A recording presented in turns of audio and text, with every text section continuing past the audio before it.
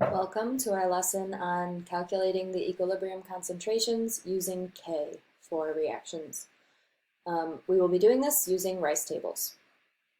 All right, so remember that the equilibrium constant K can be defined for any reversible reaction at a specific temperature. So K is temperature dependent. And remember that it can be calculated using concentrations or pressures. Kp and Kc are not equal to each other. They are related through the ideal gas law in this equation here. Also, solids and liquids are left out of the equilibrium expression. We also learned that if a reversible reaction is not at equilibrium, so if the reaction quotient Q does not equal K, the reaction will shift to reestablish that equilibrium. So what do we use this value K for? We can predict equilibrium concentrations once that equilibrium is reached. So given initial conditions, we can solve for the change in concentrations to know what the equilibrium concentrations will become. And to accomplish this, we use the Rice method. So just in the description, we have all of the steps, right? You define the reaction, you list the initial conditions, you account for the change in those conditions, and then you can calculate the equilibrium. Just as a warning, the quadratic formula may be required for some calculations here. Okay, so the Rice method, let's check it out. R again is for the reaction, so you should write the balanced reaction at the top, and you're going to basically make a table. Okay, so these are Rice tables. The next row is going to be the initial conditions. So this is where you list the given information in the question. The C is for the change in conditions. This is represented by the variable x. So it'll either be plus x or minus x. The sign of x is going to change on either side of the reaction arrow because as one reaction is favored, either reactants are going to be used, products are going to be gained, or vice versa. And then finally, E are your equilibrium concentrations, again, usually in terms of X. So if there are usually three types of problems that they'll give you, right? So if the initial reactant concentrations are 0, that means that the reverse reaction will obviously be proceeding favorably, right? And if you think about this in terms of Q versus K, in terms of the reaction quotient, if you have no reactants, reactants are in the denominator of the reaction quotient expression. So if your denominator is, essentially 0, then Q would be infinitely large. So Q would be much, much larger than K. And we know in that case, the reaction would shift to the left. Vice versa, if the initial product concentration is 0, then obviously the forward reaction would be favored. And again, thinking about the Q expression, that means that the numerator would be 0, the denominator would be some value, so Q would be much less than K. Thus, the reaction would shift to the right. This last case here is the most difficult. So if both initial reactant and product concentrations are given, it can be difficult to predict which way the reaction will shift. In this case, you have to first calculate Q and then compare Q to K to predict which way the reaction will shift. Once you can do that, then you will be able to determine what the signs of X will be in the change. And you'll see what I mean as we go through an example. All right, so let's look at the first problem here. So we have our steps, Rice table, just to remind us what we're doing. All right, and let's look. The student injects N2 gas and O2 gas into a previously evacuated rigid vessel and raises the temperature of the vessel to 2000 degrees Celsius. At this temperature, the partial pressures of nitrogen and oxygen are 6.01 and 1.61 atm respectively. The system is allowed to reach equilibrium. The partial pressure of NO at equilibrium is 0.122. Calculate the value of Kp. So this is a slightly different type of problem, right? So there are really two types of questions they can ask you. They may ask you to calculate the value of K by finding the equilibrium concentrations, or they're going to have you calculate the equilibrium concentrations. So this is the first type of problem. So they want us to calculate the value of Kp. which means that we're going to have to set up the equilibrium expression.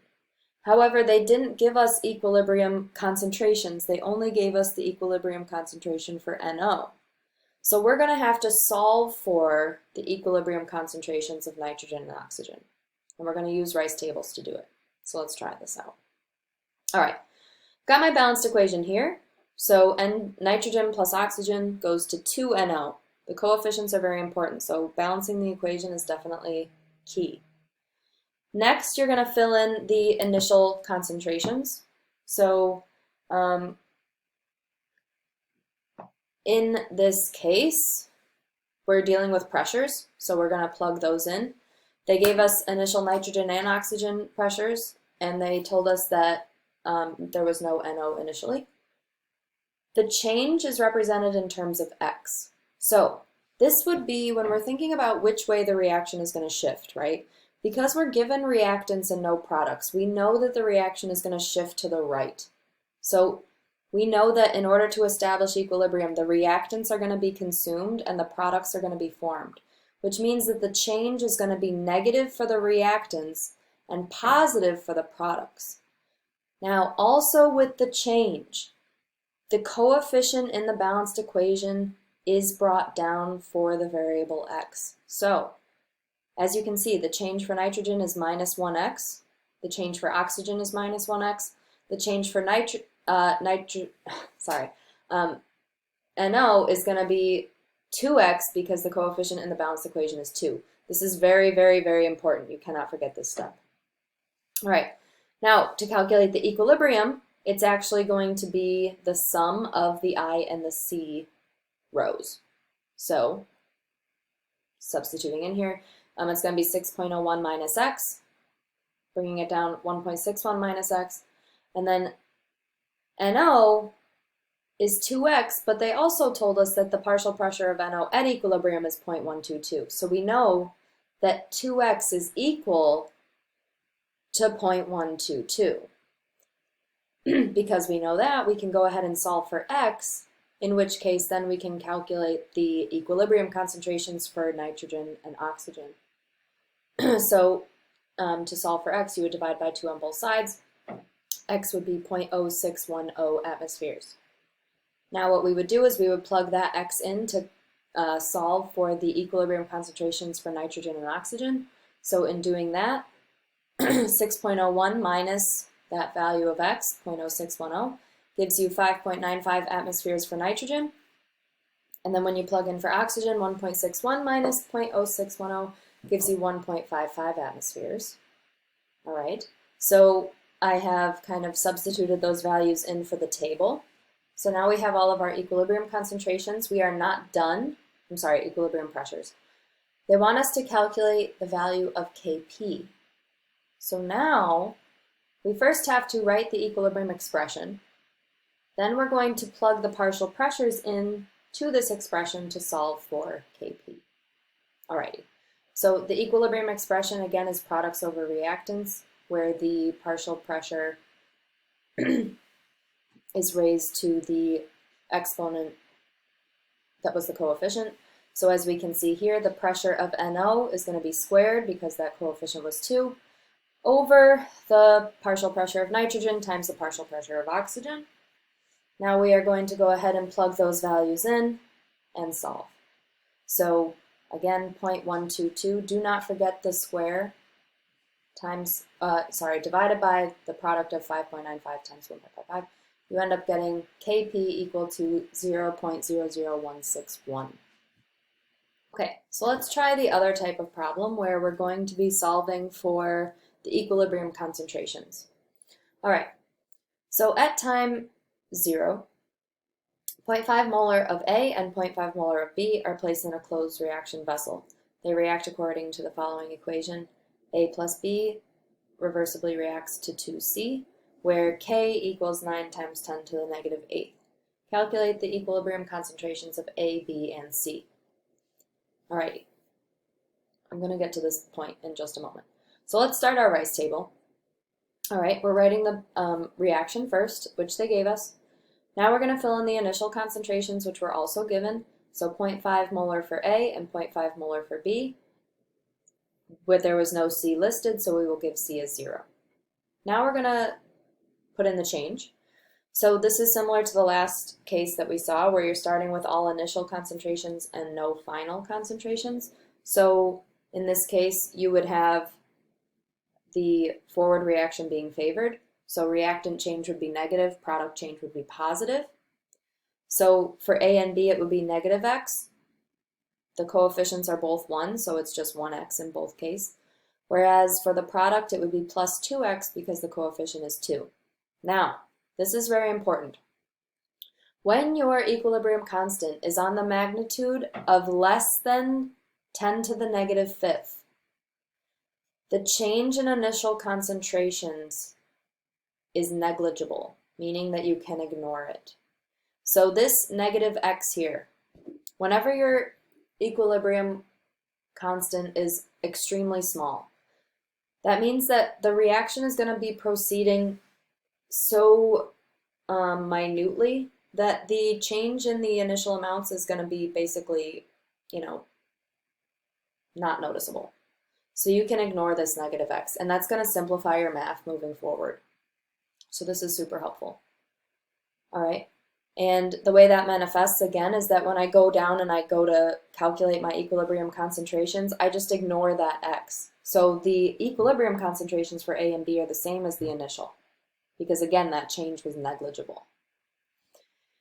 Okay, good. And the equilibrium concentration for C is going to be 2x. Now we're going to plug these concentrations into the equilibrium expression to solve for x. Okay, so for our equilibrium expression, we have C squared over the product of A times B equal to 9 times 10 to the negative 8th. So now we're going to go ahead and plug these equilibrium concentrations into this expression. So 2x squared, please be sure to keep the 2x in parentheses. All right, that's important for the distribution of that square. And then over the product of 0.5 times 0.5. So let's go ahead and distribute some of that math out. Again, the squared applies to the 2 and the x. So 2 squared is 4x squared over, again, the product of this is 0.25. So to solve for x, we're going to cross multiply here. Remember, this is in the numerator, so it's actually going to be 4x squared times 1 equal to the product of 9 times 10 to the negative 8 times 0.25. All right, so again, when we cross multiply, this is what we end up with. Now let's go ahead and multiply these terms out. So 0.25 times that gives you 2.25 times 10 to the negative 8th equals to 4x squared. Divide by 4 on both sides, and you end up with 5.625 times 10 to the negative 9th. Take the square root of both sides to solve for x. So when you do that, you end up with x is equal to 7.5 times 10 to the negative 5th molar. Now, we are not done. They wanted us to calculate the equilibrium concentrations. Again, A and B didn't change, so those are the same. We still have to calculate C, right? So C is 2x, so 2 times that value will give us C's final concentration of 1.5 times 10 to the negative 4th molar. All right, so as you can see, there are quite a few steps to these problems, but if you set up the Rice table, once you do that, you determine your equilibrium concentrations, then you go ahead, plug those into the equilibrium expression, and solve for x. Let's look at one more before we head out here. Alrighty, so a 1 liter flask is filled with 1 mole of hydrogen gas and 2 moles of iodine gas at 448 degrees Celsius. The value of the equilibrium constant Kc for this reaction is H2. For the reaction H2 plus I2 goes to 2HI at 448 degrees Celsius is 50.5. What are the equilibrium concentrations for hydrogen, iodine, and HI in moles per liter? All right. So first, whenever you see equilibrium and they're asking about equilibrium concentrations, good idea to set up a Rice table, write your reaction that was given, and now we're going to go ahead and fill in those concentrations. Very important. They're talking about concentrations. If you look at the values they give you moles. and they gave you the volume of the flask. So what you're going to have to do is you're going to have to calculate the concentration by dividing moles per liter. Now this is super easy because they gave you a 1 liter flask, so the concentration will be the same as the moles value. So 1 molar hydrogen, 1 molar iodine, 0 HI. So this is similar to the previous two cases that we saw where you're starting with all initial and no product. All reactant, no product. So your change for the reactants is going to be negative, the change for the products is going to be positive, and again you're going to bring down those coefficients to the change in X terms. Okay. Very importantly, because our K is larger than the factor of times 10 to the negative fifth, that means that this change is no longer negligible. We cannot ignore it. We have to include this X in the expression. So when we do our equilibrium concentrations, we have to keep the X here. So the equilibrium concentration for hydrogen is going to be 1 minus X, right? Minus whatever that change was.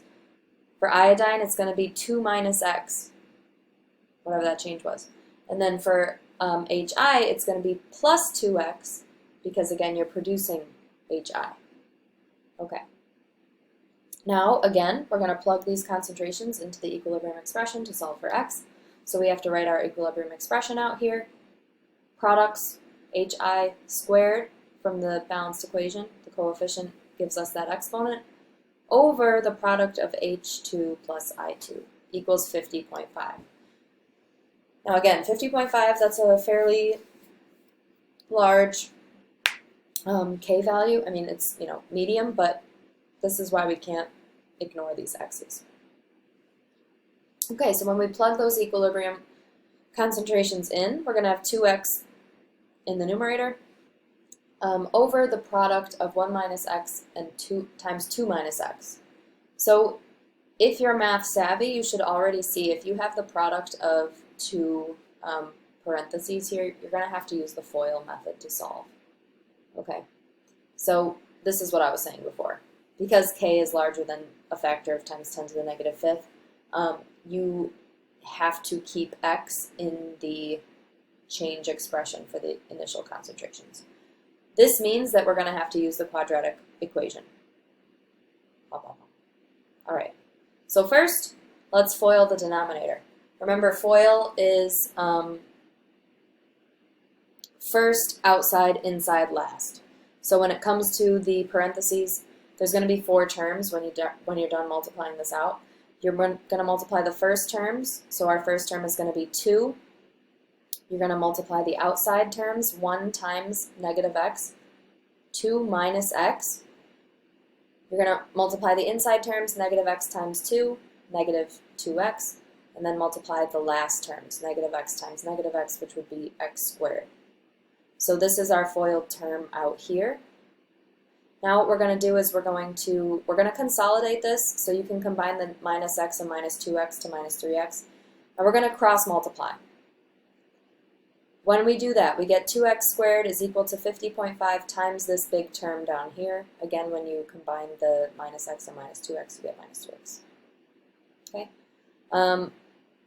And now we are going to distribute the 50.5 to everything in parentheses. So 50.5 times X squared times minus 3X times 2.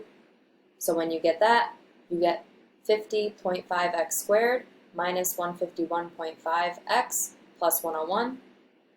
Okay, now in order to, you should recognize that we're going to need the quadratic formula here because you have an X squared and an X function. You have to use a quadratic formula. In order to do so, you have to make everything equal to 0. So we're going to move this 4X squared over to the other side and combine like terms. When you do that, you subtract the 4X squared, so that gives you 46.5X squared minus 151. All right, and now we're going to plug this into the quadratic formula. So I am not going to go into a giant diatribe about this. You can use the formula. You can use a quadratic formula solver on the computer, Wolfram Alpha or whatever you're using. But this is the general equation for the quadratic. So x equals negative b plus or minus square root of b squared minus 4ac all over 2a. The b term is the x term, the a term is the x squared term, and the c term is the constant. So from our work, negative 151.5 was our b term, 46.5 was our a term, and our c term was 101. So when you do all of this math and you plug it in and everything, you're always going to get two roots, right? Because you have a plus and a minus for this radical. So you're going to end up with two answers. And when you solve all of this out, you end up getting 2.323 and 0.935. So now what we have to do is we have to figure out which of these is the correct x, and then we have to go ahead and solve for our equilibrium concentrations. All right, so again, you have to substitute x in when you solve. If you try to substitute x in to these equilibrium concentrations, so for example, if I was going to try to solve for H2, 1 minus 2.323 would give me a negative concentration, which is impossible. That's invalid. In chemistry, you cannot have negative concentrations. It doesn't make sense. So we can throw out that root. We would throw out the 2.323 root. I know that x is going to be 0.935 because of that. Okay, so now I know which root it is. Now I'm going to go ahead and solve. So for hydrogen, 1 minus that value would give me 0.065 molar. For I2, 2 minus 0.935 would give me 1.065 molar. And of course for HI, it's 2 times that value, which would give me 1.87. Alrighty, so that is the introduction to using Rice tables. Again, we went through the two types of problems they can ask you. They can either ask you to solve for the equilibrium constant using equilibrium concentrations, or they're just going to go ahead and ask you to solve for equilibrium concentrations. But either way, you have to use the Rice table, and you're going to be solving for the change in concentrations to reach equilibrium. Okay, so this is kind of the end point of Le Chatelier shifting, right? What are those equilibrium concentrations going to be? All right, so that concludes our lesson for the introduction to Rice tables. If you have any questions, you can leave a comment or email me. Good luck!